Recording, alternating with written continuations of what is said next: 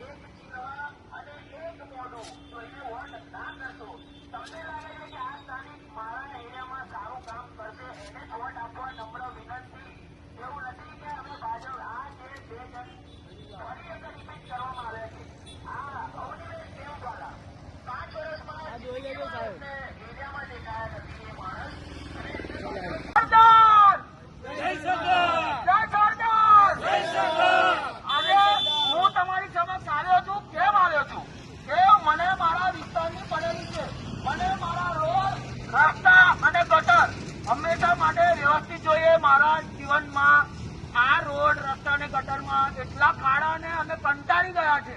આજે અમે ભાજપ વિરોધી આંદોલન નથી કરતા પણ ભાજપની સેન્સ પ્રક્રિયા, ભાજપની લોબી. મોદી સાહેબ, તમે જે દિવસથી આ ગુજરાત છોડ્યું છે તે દિવસથી આ ભાજપના કોઈ પણ નેતા વ્યવસ્થિત કામ કરતા નથી.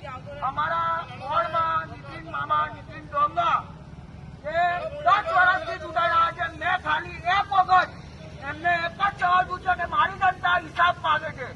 એમને હિસાબ આપવાની જગ્યાએ મને પર્સનલ હિસાબ આપવાનું કીધું છે. હું પર્સનલ હિસાબ લઈ લઈશ પણ મારી જનતા તમે જાગી જાઓ. બીજા 5 વર્ષ તમારા કાદોમાં ના નીકળવા જોઈએ.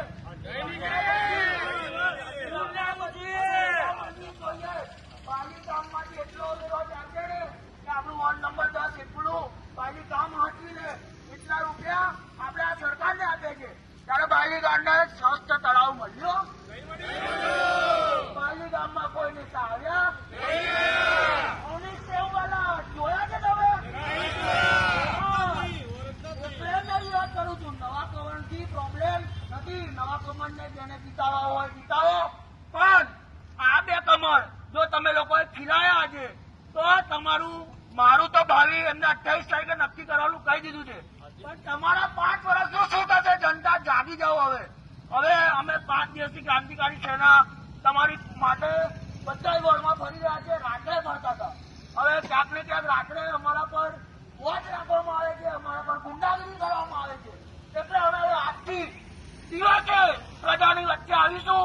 તમે અમારા બેનરને ઉખાડી શકો છો પણ ક્રાંતિકારીનો વિચાર તમે ક્યારે દબાવી નહીં શકો. બરાબર છે? ક્રાંતિકારી ભારત માતા કી